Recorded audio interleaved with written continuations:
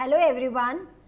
We discussed about the roadways in India because we are doing the chapter, the lifelines of the Indian economy, and our economy runs on different systems, different modes of transportation, well knitted with the communication. We discussed about the roads, about the different types of roads that are present in India, and the length of road per 100 square kilometer of its area is known as the density of road. Again, we are there to discuss the second one, that is the railways, which is the principal mode of transportation in India. And it is the principal mode of transportation. Why? Because it is carrying people far and wide, the people of different categories, rich and poor alike, and it is working in different zones of India, more than 16 zones in India, and it is very important for multiple activities that is performed by the people. As we have read when we were doing the roadways, that roadways is better if the number of passengers is few and if the freight is few. Freight is the products, the goods and services are few. Then roadways is the best. But if the number of passengers is wide, large one, if the freight is also large, if there are large number of goods and services to be transported, then railway is the principal mode of transportation. In fact, railway is used for pilgrimage, for sightseeing, for business, for our daily activities. Like you must have seen in the on the railway stations that people go to work in different neighboring areas, and they travel through the train. And the railway has been a very, very important integrating force in India when India was colonized. When Britishers were there in our country, railway proved to be an integrating force between the people. The first railway, it steamed off in 1853 from Bombay to Thane, and it was of 34 kilometers distance. Now, after that, there was no turning back. There was growth and development of railways, and today it is the largest public sector undertaking in India. Largest public sector undertaking in India. So, we come to the particular topics of railways. Like first of all, I told you about the importance of railways.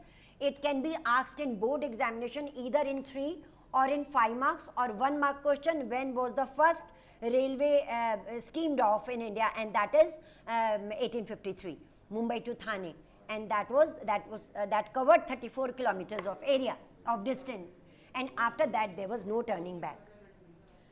A railway is very, very important for us as far as there are classes, there are upper and lower classes, there are rich and poor in the country.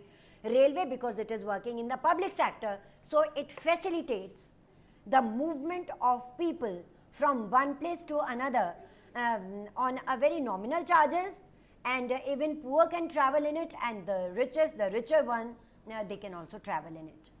Further, the second topic of this subheading, that is the railway, is that what are the factors that influence the distribution pattern of railway network in India. Again, I am repeating, the influencing factors that affect, that influence the distribution pattern of railways in India.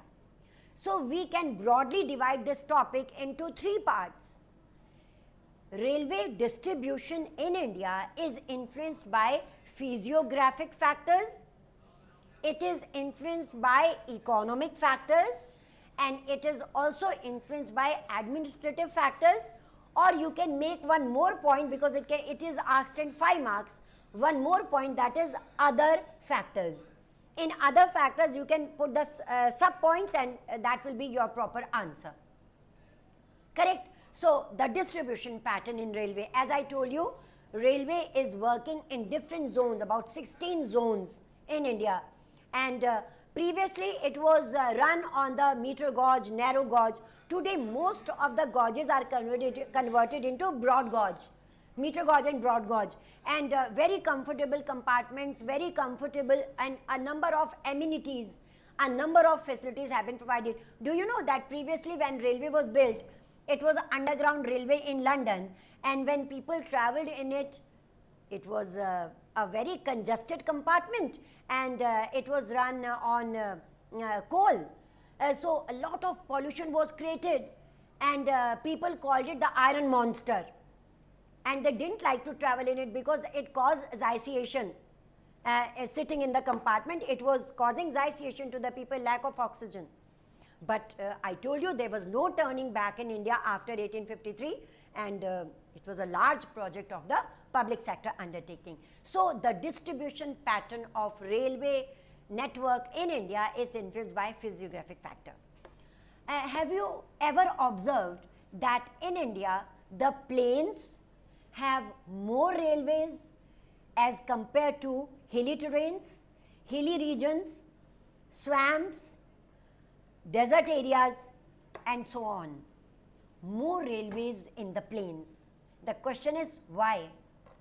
The first and the foremost reason is that in the plains the population is very thick, it is thickly populated area. Secondly, and because of the thickly populated area, passengers travel very frequently and railways, they get benefit. Secondly, the part of the northern plains in India is very, very prosperous as far as agricultural produces are concerned.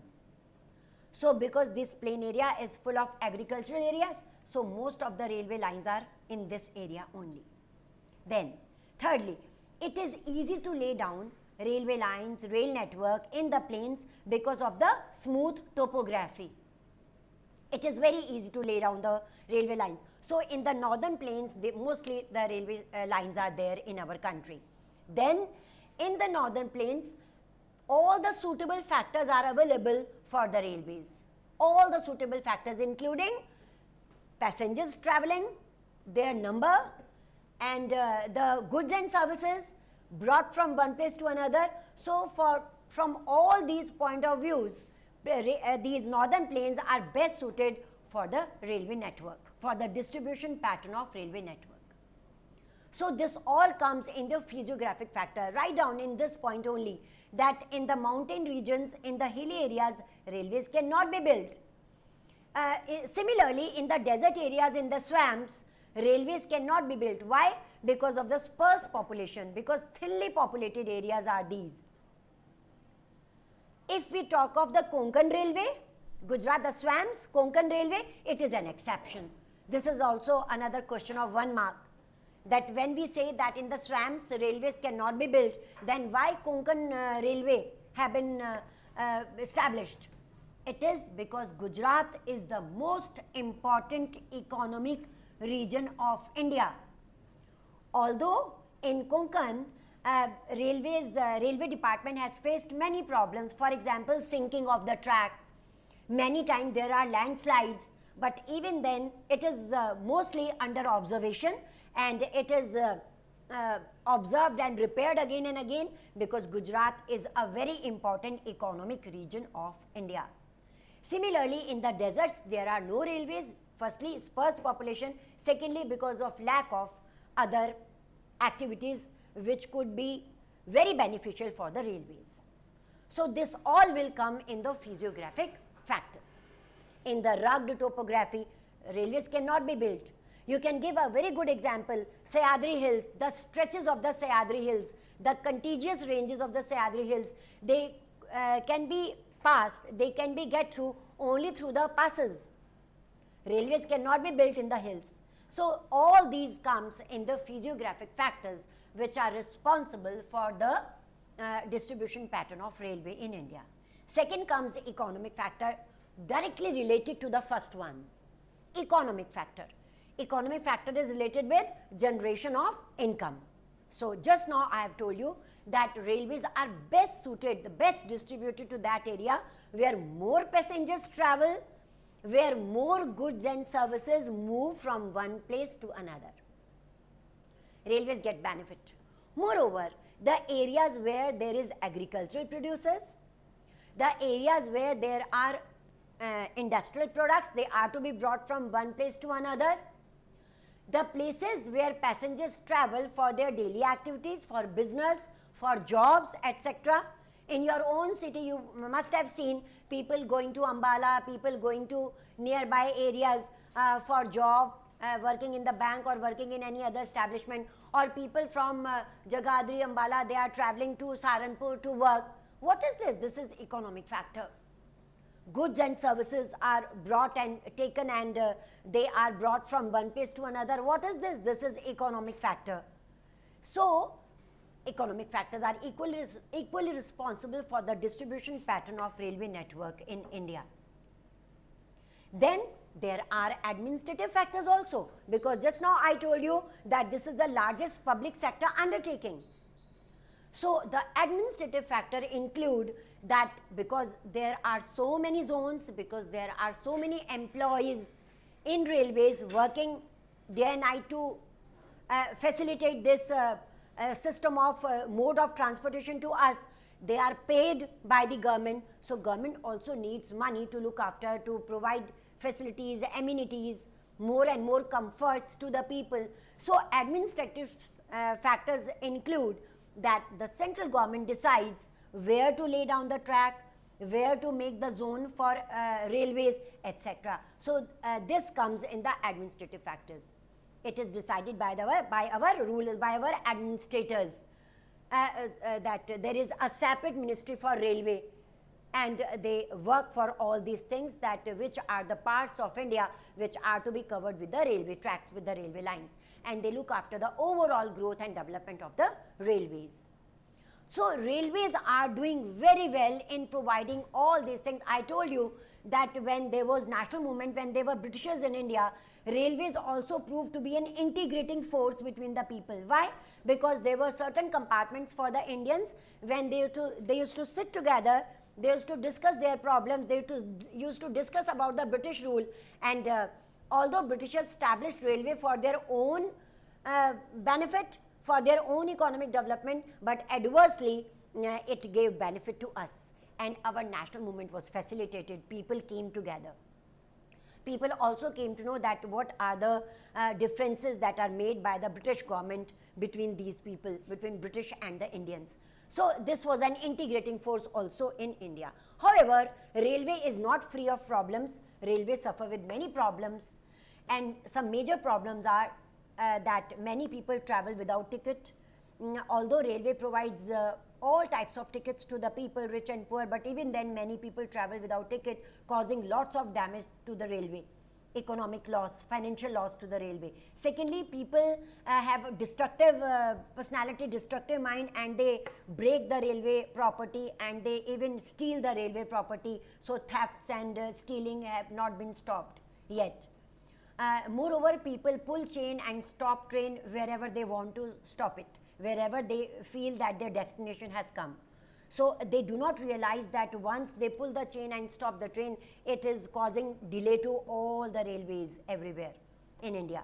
So all these problems we have to ponder upon, and we have to remove them so as this public sector transport work very well for us.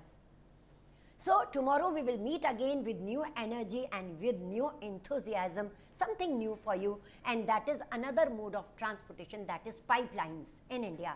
Till then, a very good bye from me.